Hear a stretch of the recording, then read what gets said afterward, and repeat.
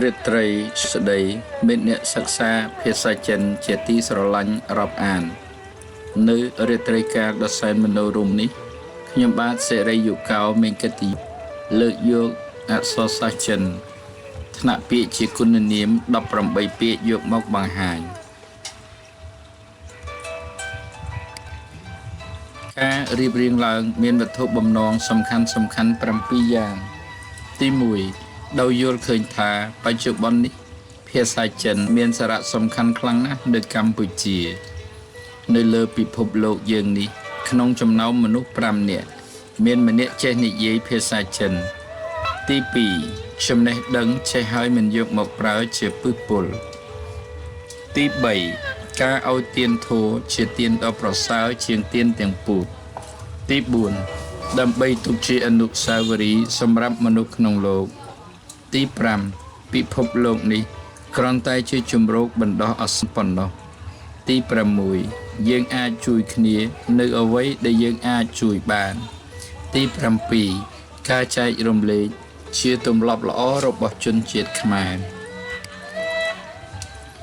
ដូច្នេះសូមរីករាយសិក្សាពាក្យទី5ខ្វែមានន័យថាលឿនឬក៏ប្រញាប់吃两车快ឡានមួយគ្រឿងនេះលឿនណាស់他做事很快គាត់ធ្វើការលឿនណាស់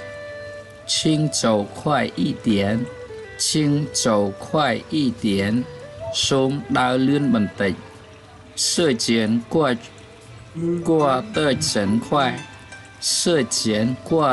得真快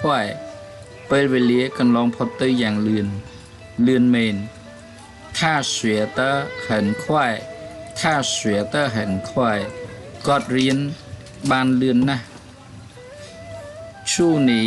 快點好起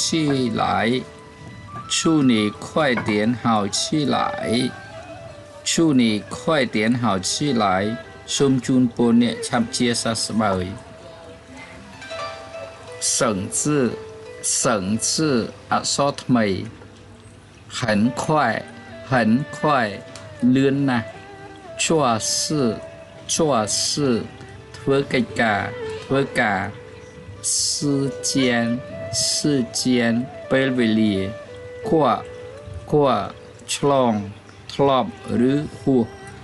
學រៀនឬសិក្សា說និយាយអរគុណចំពោះការយកចិត្តទុកដាក់ស្ដាប់របស់អស់លោកជាពិសេសសូមអរគុណចំពោះឧបាសកជួបយាននិងឧបាសិកាខីកាសេនៅខេត្តបាត់ដំបងលោកតែងជួយឧបត្ថម្ភដល់កម្មវិធីសិក្សាភាសាចិននេះសូមជូនពរឧបាសកនិងឧបាសិកា